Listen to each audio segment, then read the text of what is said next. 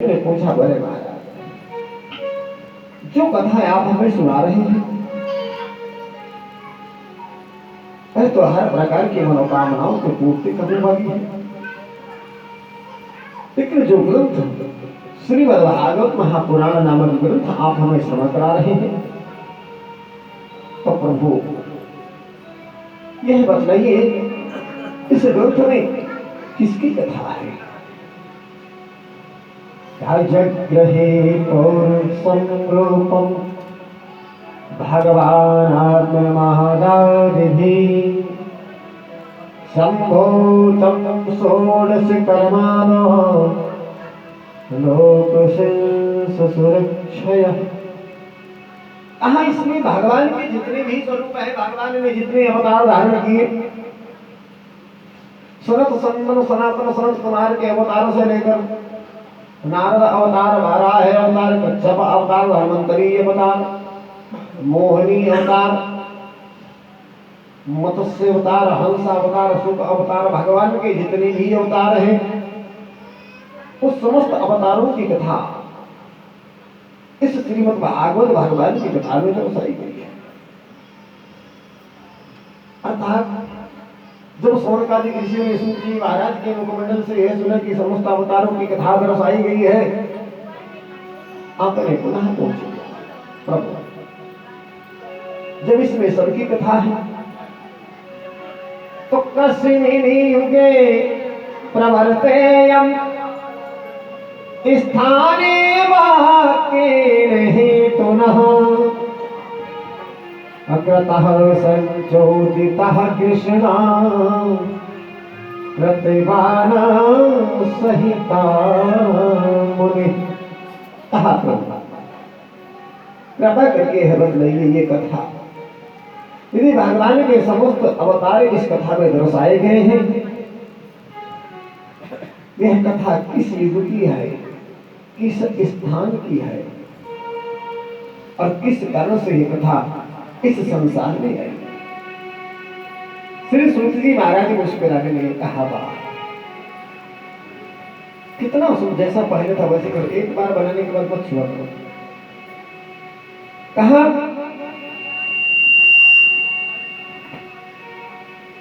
यह कथा, हरिओम हरिओम, खोलो हल्का, खोलो हल्का, इतना मत खोलो जिससे की बात नहीं, हल्का खोल दो। हरिओम हरिओम, कितना चलने को क्यों कहे ये कथा, द्वापरे समनुप्राप्ते तृतीये युग पर्यये जातः पारः सरः योगी वासव्यां कलया। कहा यह कथा कहीं एक स्थान की नहीं है, नहीं, यह कथा किसी एक युग की है। यह कथा सतयुग, त्रेता, द्वापर और कलयुग चारों युगों की घंटा की बन गई। इसमें महर्षि पाराशर जी के द्वारा वेद व्यास जी का जन्म, वेद व्यास जी के द्वारा 18 पुराणों की रचना और श्री सुखदेव भगवान की शिक्षा दीक्षा, इसके बाद श्री सुखदेव स्वामी के द्वारा राजा परीक्षित को कथा श्रवण कराना, ये सब युगों की कथा है। सतयुग से लेकर द्वापर, त्रेता, कलयुग चारों युगों की कथा है।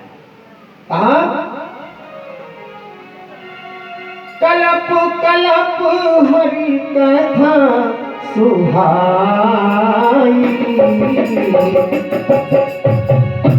आति अनेक मुनि सदाई। श्री राम जय राम जय जय राम, श्री राम जय राम जय जय राम। कलप कलप हरि कथा सुहाई, आति अनेक मुनि सदाई। श्री राम जय जय राम, श्री राम जय राम जय जय राम। कहाँ ये कथा कल्प कल्पांतर युग युगांतर लोक लोकांतर देश देशांतर की है। अर्थात हरि आनंद हरि कथा अनंता श्री राम जय राम जय जय राम। हरि आनंद हरि कथा अनंता श्री राम जय राम जय जय राम। नहीं बहु विधि सब संता श्री राम जय राम जय जय राम। नहीं बहु विधि सब संता श्री राम जय राम जय जय राम। हरि अनंत हरि कथा नहीं बहु विधि सब संता श्री राम जय राम जय जय राम। श्री राम जय राम जय जय राम। राम अनंत अमित कथा विस्तार सुने आचरज न करी जिनके विमल विचार श्री राम रामचंद्र कहा कलप कलप हरि कथा सुहाई। भगवान की कथा किसी एक कल्प की एक स्थान की नहीं, कल्प भेद की कथा। ये कौन सा 28वां कलयुग चल रहा है। और जब ये 28वां कलयुग चल रहा है तो 28वें कलयुग में 28 बार सत्युग त्रेता द्वापर कलयुग 28 बार आकर के और चले गए। इतनी ही बार राम जी का प्रगट हुआ, उतनी ही बार कन्हैया जी का प्रगट हुआ, उतनी ही बार कंस का, रावण का, हिरण्यकश्यप का भी प्रगट हुआ। और लीलाएं होती गई जैसे कहा लीला एक सी कैसे होती है जैसे हम और आप लीला करते हैं। कैसी लीला करते हैं? आषाढ़ आया, आषाढ़ की जो फसल है उसकी बोनी प्रारंभ कर दिया।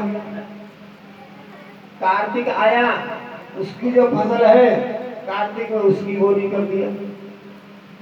कहा कब से करते चले आ रहे हैं? कहा जब से होश संभाला है जब से यही खेती करते चले आ रहे हैं। समय समय पर बोनी करना, समय पर उसकी कटाई करना, फिर अगले साल फिर आएगा तो फिर वही काम होगा। इसी प्रकार ये युगों का परिवर्तन है।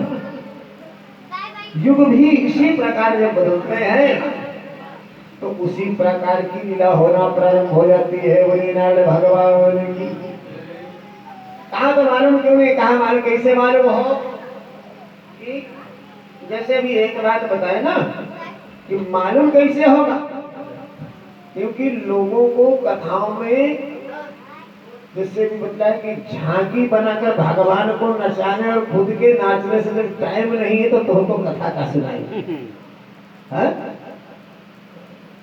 हमको बड़ा गुस्सा आता है इसलिए बार बार बोलता हूँ। भगवान को जब बड़े बड़े वक्ता नचाते तो जाके लगता है कि क्या कर दिया जाए, लेकिन ये सब पैसे वालों की कला होती है।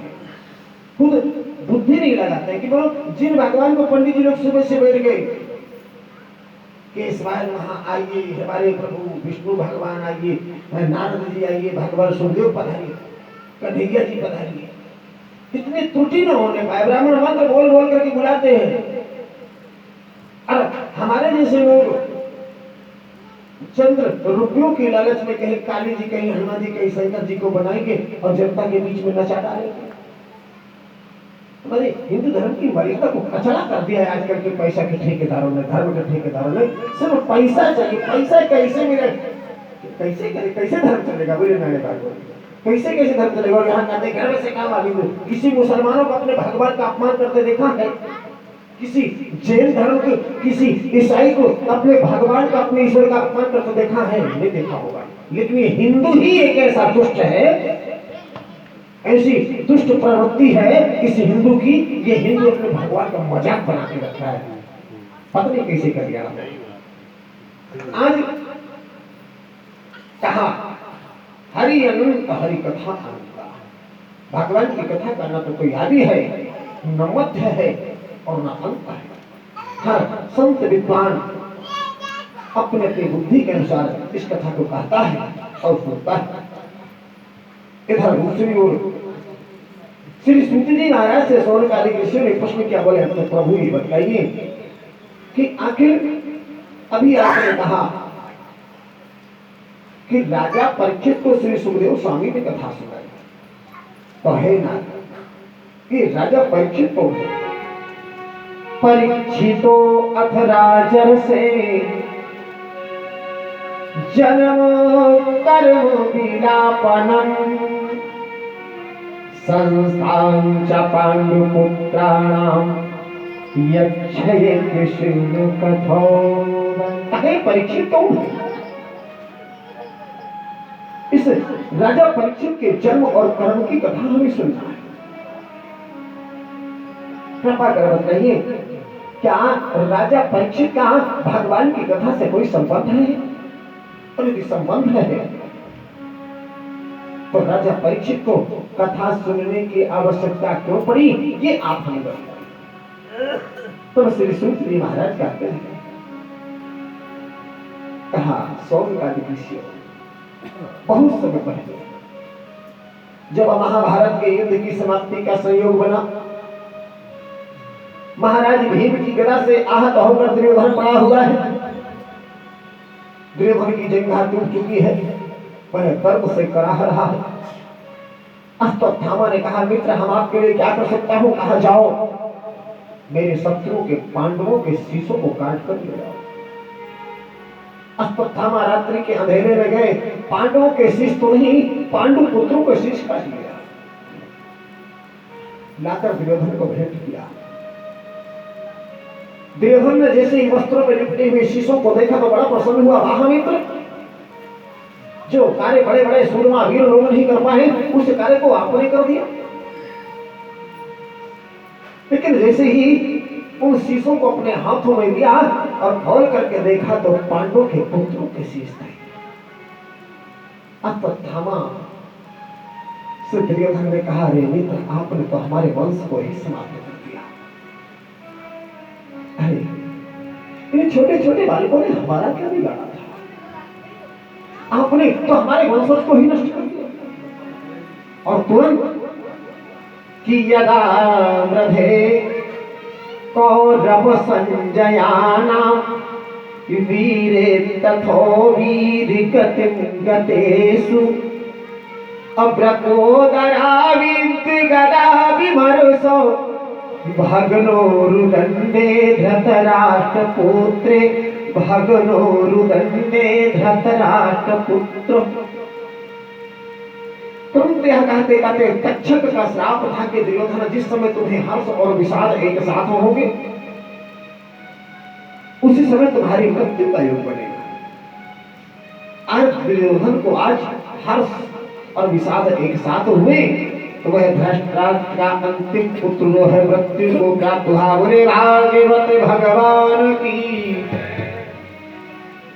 इधर देवी द्रौपदी ने प्रातः काल जैसी जगी अपने पुत्रों के शिविर में जाकर के देखा तो शिविर का एक बात तो नहीं पता। वही बात है जो अब किसी से क्या कहना, अचेत होकर पृथ्वी पर पछाड़ खाकर के गिर पड़ी। युधिष्ठिर, भीम, नकुल, सहदेव सब दौड़े आए। क्या हुआ? स्थिति को देखा तो जान गए। अर्जुन ने कहा, चिंता मत करो, हमारे पुत्रों के घातक को हम अभी बंदी बना करके रखा। गए, बंदी बनाया अश्वत्थामा को भगवान श्री कृष्ण के साथ और द्रौपदी के सम्मुख आने लगे। इधर द्रौपदी कब से बैठी हुई इंतजार कर रही कि मेरे पति अर्जुन कह करके गए हैं अपने पुत्रों का वध करने वाला जो भी शत्रु होगा तुम्हारे सम्मुख प्रस्तुत करूंगा। अचानक द्रौपदी ने देखा कि तथा हतम पशुपत पाशबद्धः भवामुखं कर्मजुगुप्सितेन निरीक्षि कृष्णापि कृतं गुरोस्तुतं वामः स्वभावः कृपया ननामः वामः स्वभावः कृपया ननामः। द्रौपदी ने देखा कि मेरे पति अर्जुन किसी को बंदी बनाकर लेकर के तो आ रही है, जैसे थोड़ा और पास में आए तो निरीक्षि कृष्णा प्रकृतम गुरु सुतम, जैसे पास में आई तो देखा अरे ये तो हमारा गुरु पुत्र अश्वत्थामा है। तो वामः स्वभावः कृपया ननाम, माता का हृदय कैसा होता है, कहा कोमल होता है, इतना कोमल कि दूसरे के दुख को सुनकर के भी नेत्रों में आंसू आ जाए। आज अपने गुरु पुत्र को इस प्रकार के बंधन में देखा तो पुकार उठी, ओहो अश्वत्थामा तुम हो। अर्जुन को आदेश करने लगी महाराज